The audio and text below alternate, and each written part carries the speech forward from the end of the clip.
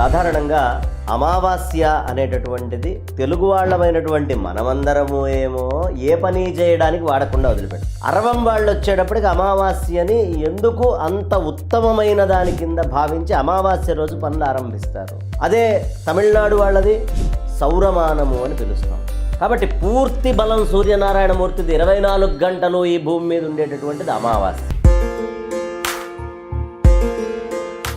సాధారణంగా అమావాస్య అనేటటువంటిది తెలుగు వాళ్ళమైనటువంటి మనమందరము ఏమో ఏ పని చేయడానికి వాడకుండా వదిలిపెట్టారు. అరవం వాళ్ళు వచ్చేటప్పటికి అమావాస్యని ఎందుకు అంత ఉత్తమమైన దాని కింద భావించి అమావాస్య రోజు పనులు ఆరంభిస్తారు.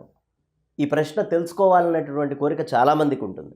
మనది చాంద్రమానము అంటాం, అదే తమిళనాడు వాళ్ళది సౌరమానము అని పిలుస్తాం. అంటే లెక్కలని ఇప్పుడు భూమి, సూర్యనారాయణమూర్తి, చంద్రుడు, మిగతా గ్రహాలు మనము కొలత కొలుచుకోవాలి. కాశీ నుంచి హైదరాబాదుకు కొలత కొలుచుకోవాలి. మీరు కాశీ నుంచి కొలతలు మొదలుపెట్టుకుంటూ హైదరాబాద్కు వచ్చినప్పుడు, లేదు హైదరాబాద్ నుంచి కొలతలు కలుచుకుంటూ కాశీకి వెళ్ళినప్పుడు వచ్చేటటువంటి డిస్టెన్స్ ఒకటే, కానీ అక్కడి నుంచి ముందొచ్చే ఊర్లు వేరుంటాయి, ఇక్కడి నుంచి ముందు వెళ్ళేటువంటి ఊర్లు వేరుంటాయి తప్ప పరమలక్ష్యమైనటువంటి కాశీ నుంచి హైదరాబాద్కి ఎంత దూరము అనేది ఒకటే ఉంటుంది. అలాగే మనం చంద్రుణ్ణి లెక్కలో తీసుకొని చంద్రుడి యొక్క క్షయము, చంద్రుడి యొక్క వృద్ధి, ఈ రెండు దేనివల్ల అవుతాయి? సూర్యనారాయణమూర్తి వల్ల మాత్రమే చంద్రుడి లోపల, అంటే ఆయన యొక్క వెలుగుని, ఆయన ఒక్కొక్క కళని నెల రోజుల లోపల అమావాస్యకి పౌర్ణమికి తగ్గు హెచ్చుల కింద, శుక్లపక్షం పాడ్యమి, విదియా, తదియా, చవితి, పంచమి, ఇట్లా పెరుగుతూ పెరుగుతూ పెరుగుతూ పౌర్ణమి వస్తుంది చంద్రుడికి. ఇవన్నీ సూర్యుడి యొక్క కళల్ని ఎంత తీసుకుంటున్నారనే దాన్ని బట్టే పూర్ణ చంద్రుడి దాకా వస్తుంది. మధ్యలో భూమి యొక్క అడ్డం ఎంత, దీనిని బట్టి టైంని క్యాలిక్యులేట్ చేసుకోవడం, అంటే ఈ కాలాన్ని లెక్కేసుకుంటాం. మనం చంద్రుణ్ణి ప్రధానంగా తీసుకొని లెక్క వేసుకుంటున్నాం కాబట్టి చంద్రప్రధానంగా చేసేటటువంటి వ్యవహారాల్లో చంద్రుడు పూర్తి బలహీనంగా ఉండే రోజేది అమావాస్య. కాబట్టి బలహీనమైనటువంటి చంద్రుడు ఉండేటటువంటి రోజు చాంద్రమానాన్ని ఆచరించే వాళ్ళు ఎవరు కూడా వాళ్ళు చేయడానికి వీల్లేదు అని చెప్తారు. అదే సూర్యుడు బాగా బలంగా ఉండే రోజేది అంటే పూర్తిగా సూర్యుడు బలంగా ఉండేది, చంద్రకళలు ఏవీ లేకుండా భూమి మీద పూర్తిగా వచ్చి భూమికి చంద్రుడికి మధ్యలో భూమి అడ్డొస్తుంది చంద్రుడు కనిపించకుండా.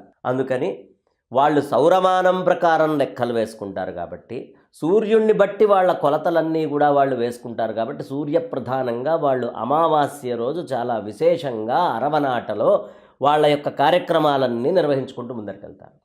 అదే మన దగ్గరకు వచ్చేటప్పటికి అమావాస్య కంటే కూడా పున్నమికి ప్రాధాన్యత ఇస్తూ అభివృద్ధిలోకి వెళ్తున్నటువంటి శుక్లపక్షానికి చాలా ప్రాధాన్యత ఇస్తూ మిగతాది కూడా ఆ చంద్రుడి యొక్క కళల బలాన్ని తీసుకుంటూ తారాబలాన్ని లెక్క వేసుకొని మంచి సమయం ఏది అని మనం కొలుచుకుంటాం. రెండిటికి పెద్ద అంటే చెప్పుకున్నాం కదా, కాశీ నుంచి ఇటు వచ్చేటప్పుడు ముందు అక్కడికి సంబంధించినటువంటి ఊర్లు వస్తాయి. అదే ఇక్కడి నుంచి కాశీకి వెళ్ళేటప్పుడు ఇక్కడి నుంచి ఉండేటువంటి ఊర్లన్నీ కూడా రావటం అనేది జరుగుతుంది.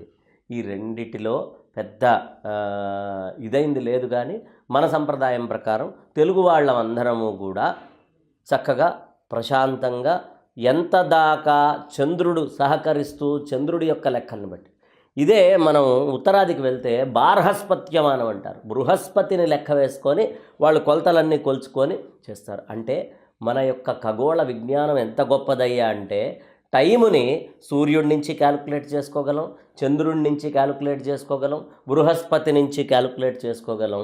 అలా లెక్క వేసుకున్నటువంటి ఈ టైముని మనకి ఏది యోగ్యమో దానిని బట్టి, అంటే ఆచారాలన్నీ కూడా మనకి చంద్రుడిని బట్టి ఎక్కువగా ఆచారాలు తీసుకున్నాం.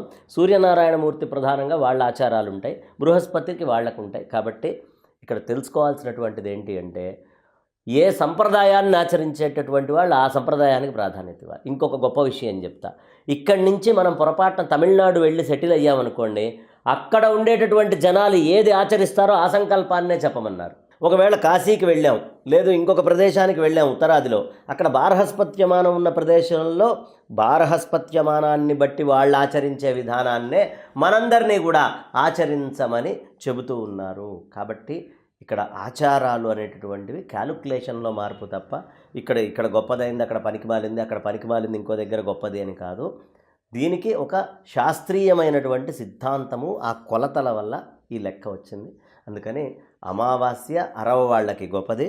అమావాస్య నాడు చంద్రుడి బలం తక్కువ ఉండడం వల్ల మనం సత్కార్యక్రమాలు ఏమీ చెయ్యకుండా చాంద్రమానానికి మనం గౌరవిస్తూ ఉంటాం. ఇది అసలు లెక్కమ్మ.